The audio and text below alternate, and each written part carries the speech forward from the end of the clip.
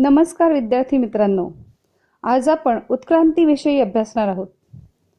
उत्क्रांती म्हणजे सजीवांमध्ये अत्यंत सावकाश होणारा क्रमिक बदल. उत्क्रांतीची ही प्रक्रिया अत्यंत सावकाश व हळूहळू होऊन सजीवांचा विकास साधते. पृथ्वीवर अंतराळातील ग्रहताऱ्यांपासून तर अस्तित्वात असलेल्या जीवसृष्टीपर्यंत घडलेले जे बदल आहेत त्या सर्व टप्प्यांचा विचार उत्क्रांतीच्या अभ्यासामध्ये केला जातो. Dear friends, today we are going to study about evolution. Evolution is the gradual change occurring in living organisms over a long duration. The process of evolution is very slow. Changes occurred in various components ranging from stars, planets in the space, also in the biosphere present on the earth should be considered during the study of evolution.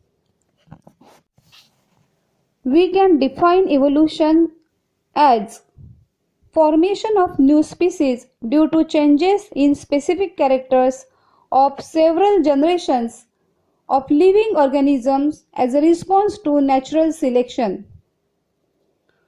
उत्क्रांतीची व्याख्या करायची झाली तर आपण ती या पद्धतीने मांडू शकतो.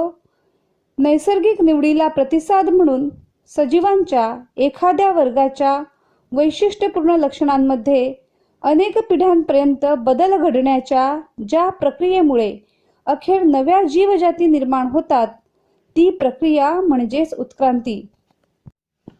उत्क्रांती या प्रक्रियेत नैसर्गिक निवडीच्या तत्वानुसार सजीवांच्या एखाद्या वर्गाच्या वैशिष्ट्यपूर्ण लक्षणांमध्ये अनेक पिढ्यांपर्यंत बदल घडत असतात.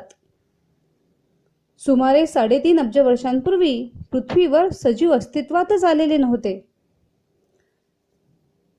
सजीवांची उत्पत्ती खालील टप्प्यांमध्ये घडली असावी असं उत्क्रांतीच्या अभ्यासात मानलं जातं. हे टप्पे कोणते तर अगदी सुरुवातीला अत्यंत साधी मूलद्रव्ये तयार झाली. या अत्यंत साध्या मूलद्रव्यांपासून सेंद्रिय व असेंद्रिय प्रकारची साधी संयुग तयार झाली असावीत. त्यापासून हळूहळू गुंतागुंतीची सेंद्रिय संयुग जसं प्रथिने आणि केंद्रकाम्ले तयार झाली असावीत अशी मान्यता आहे. अशा निरनिराळ्या प्रकारच्या सेंद्रिय आणि असेंद्रिय पदार्थांच्या मिश्रणातून मूळ स्वरूपाची प्राचीन पेशी उदयास आली. या पेशी आजूबाजूच्या रसायनांचं भक्षण करू लागल्या आणि त्यामुळे त्यांची संख्या वाढली आणि पेशीमध्ये संख्या वाढल्यामुळे गुंतागुंतीची रचना निर्माण होऊन नैसर्गिक निवडीच्या तत्वानुसार नवीन सजीवांची निर्मिती घडून आली असावी असं मानलं जातं. Due to evolution, there is formation of new species. Due to natural selection, there are continuous changes in specific characters of several generations of living organisms. Dear friends, approximately 3.5 billion years ago, life was not present on the earth. The living organisms have been developed according to some phases. At the beginning, there may have been only simple elements in the ocean, on the earth, and simple type of organic and inorganic compounds may have been formed from such elements. Complex compounds like proteins and nucleic acids may have formed over a long period from those simple compounds. First primitive type of cells may have been formed from the mixture of different types of organic and inorganic compounds.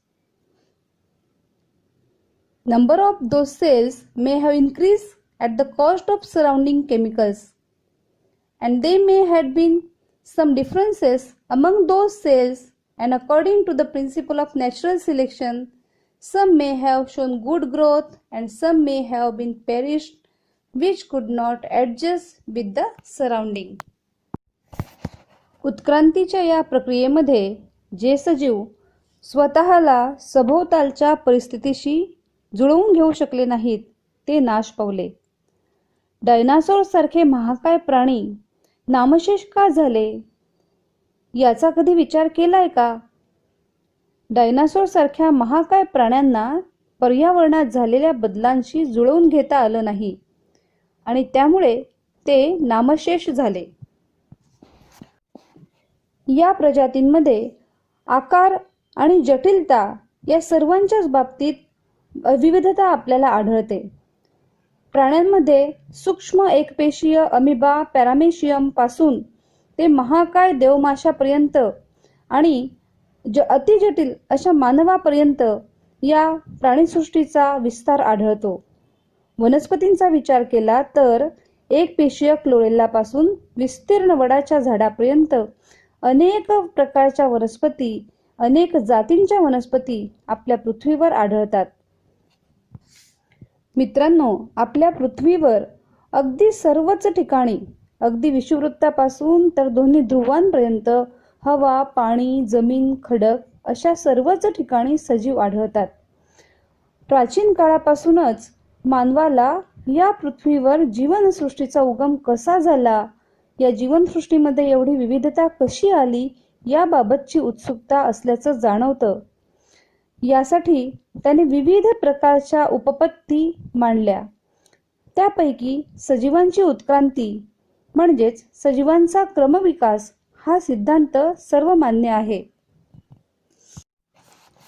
All the species of plants and animals show huge diversity regarding to their shape and complexity. Animal diversity ranges from the unicellular amoeba and paramecium to giant whale and very complex human beings.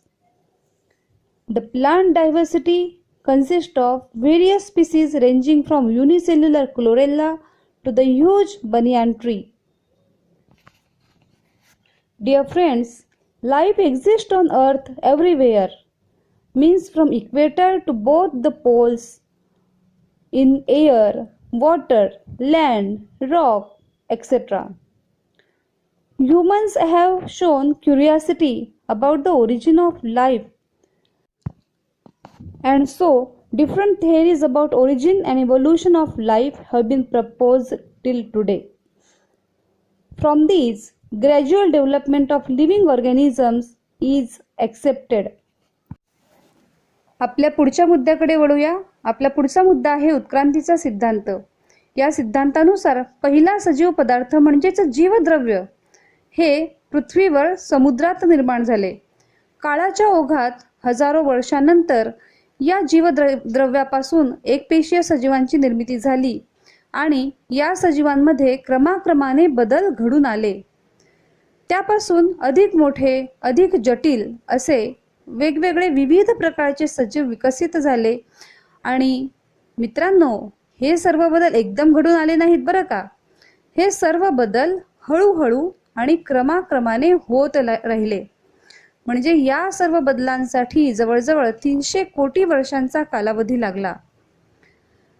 परंतु हे सर्व बदल सर्वव्यापी होते आणि त्यातूनच अनेक प्रकारचे सजीव अस्तित्वात आले. उत्क्रांतीच्या सिद्धांतानुसार उत्क्रांतीची व्याख्या द्यायची झाली तर भिन्न रचना व कार्ये असलेल्या पूर्वजांपासून वनस्पती व प्राण्यांच्या प्रागतिक विकास म्हणजेच उत्क्रांती होय.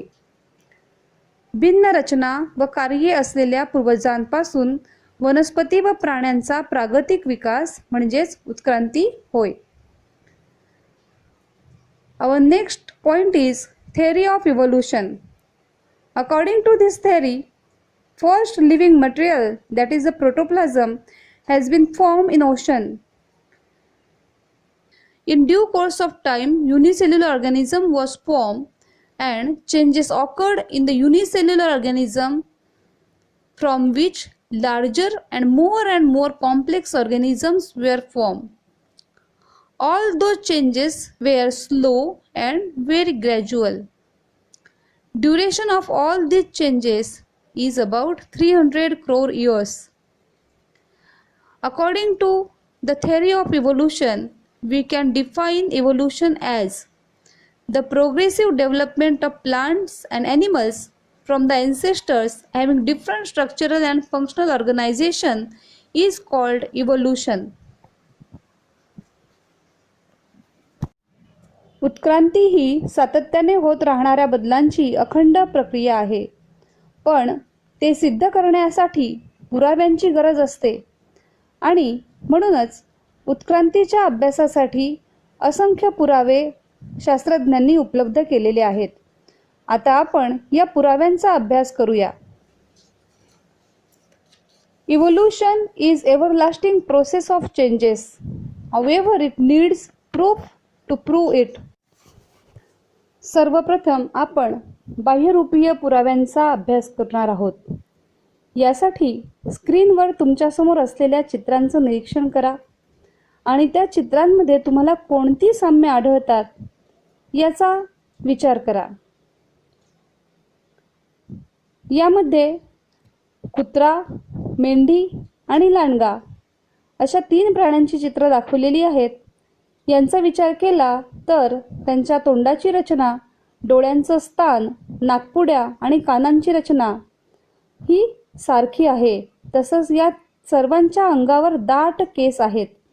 ही सर्व समान वैशिष्ट्ये यांच्यामध्ये आढळतात. तर वनस्पतींच्या बाबतीत आंबा, चिकू आणि पेरू या वनस्पतींच्या चित्रांचं निरीक्षण केलं तर असं आढळतं की यांच्या पानांचा आकार, त्यांचा शिराविन्यास, त्यांच्या पानाचं देठ आणि त्यांच्या पानांची रचना हे सर्व समान आहेत. आणि या सर्व निरीक्षणांवरूनच आपण असं अनुमान काढू शकतो की या सर्वांचं उगम समान आहे आणि म्हणून ते एकाच पूर्वजापासून उत्क्रांत झाले असावेत हे सिद्ध होते. First we consider the morphological evidences. Please observe the images in front of you on the screen. The animals, that is dog, sheep and jackal, if you observe their similarities, you can observe various similarities like structure of mouth, position of eyes, structure of their nostrils and ear pinnae, as well as thickly distributed hairs on their body.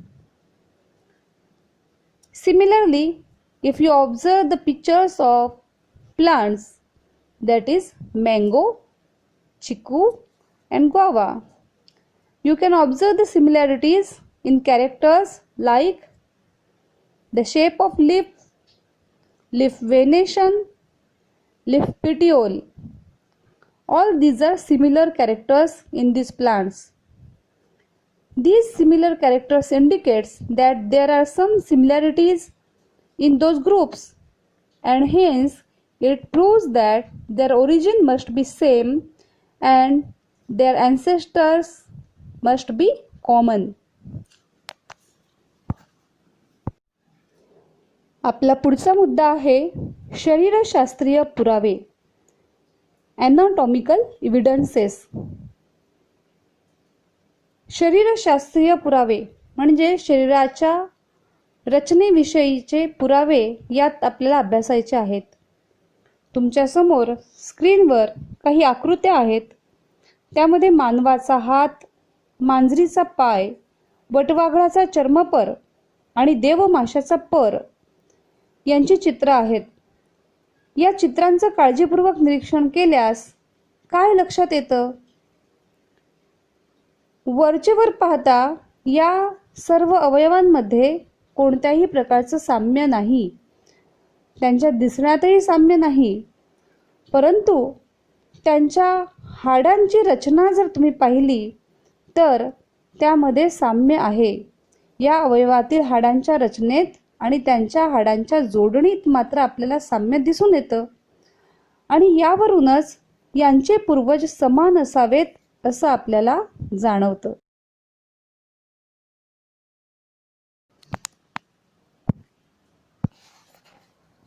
Next topic is anatomical evidences. Anatomy is the branch of science related with study of internal features. Please observe the pictures in front of you carefully. Human hand, cat's foreleg, patagium of bat, and flipper of whale. All these organs, they do not have any similarity between them externally. All their uses are also different. They look apart from each other.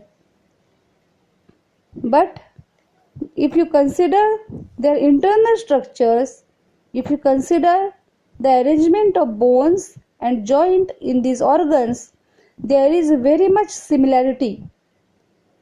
This similarity indicates that those animals may have common ancestors. मित्रांनो, appendix काय आहे हे माहिती आहे का तुम्हाला? यापूर्वी कधी आंत्रपुच्छ किंवा अपेंडिक्स बद्दल ऐकलं आहे का? आपल्या पचन संस्थेमध्ये आंत्रपुच्छ हा अवयव असतो, परंतु तो आपल्यासाठी कुठल्याही उपयोगाचा नाही. तो शरीरामध्ये आहे, पण त्याचा आपल्या शरीराला काहीही उपयोग होत नाही. अशा सजीवांमध्ये ऱ्हास पावलेल्या किंवा अपूर्ण वाढ झालेल्या निरुपयोगी इंद्रियांना अवशेषांग असे म्हणतात. आपला पुढचा मुद्दा आहे अवशेषांग, वेस्टिजियल ऑर्गन्स. उत्क्रांतीच्या काळात बदलणाऱ्या भिन्न पर्यावरणात जगण्यासाठी सजीवांमध्ये अचानक नवीन ऊती, नवीन अंग किंवा इंद्रिय उत्पन्न होत नाही, तर त्यांच्यामध्ये अस्तित्वात असलेल्या इंद्रियांमध्येच क्रमाक्रमाने बदल घडून येतात आणि त्याचं रूपांतर त्यांना उपयुक्त असलेल्या आणि सद्य परिस्थितीत जगण्यासाठी उपयोगी ठरलेल्या इंद्रियामध्ये होत असतो. यासाठी नैसर्गिक निवडीच्या प्रक्रियेने अशी इंद्रिय नाहीशी होण्याच्या मार्गाला लागतात आणि एखादं निरुपयोगी इंद्रिय नाहीशी होण्यासाठी हजारो वर्ष लागतात. ही नाहीशी होणारी इंद्रिय जी आहेत ही वेगवेगळ्या निरनिराळ्या प्राण्यांच्या शरीरामध्ये दिसतात. जसं की अपेंडिक्सचा आपण विचार केला, अपेंडिक्स आपल्यासाठी उपयुक्त नाही, परंतु हे आपल्यासाठी निरुपयोगी असणारं आंत्रपुच्छ म्हणजेच अपेंडिक्स रवंथ करणाऱ्या प्राण्यांसाठी मात्र उपयुक्त आणि कार्यक्षम अवयव आहे. मानवामध्ये निरुपयोगी असणारे कानांचे स्नायू माकडामध्ये मात्र कान हलवण्याकरता उपयुक्त आहेत. अशाच प्रकारे आपल्या शरीरामध्ये माकड हाड, अक्कल दाढा, अंगावर असलेले केस असे कितीतरी अवशेषांग दिसून येतात. Can you tell me the function of appendix in our digestive system? Yes, the appendix is present in our digestive system, but it is non-functional. It is just present in our digestive system. Some degenerated or underdeveloped useless organs of organisms are called as vestigial organs, and the appendix is one of them.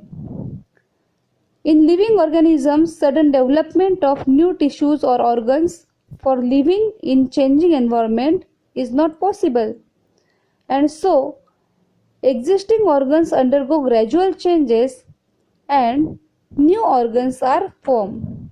However, same structure under different situation may become useless or even harmful. विद्यार्थी मित्रांनो, आता वेळ आहे स्वाध्यायाची. पुढे दिलेल्या प्रश्नांची उत्तरं आपल्या वहीत सोडवावीत.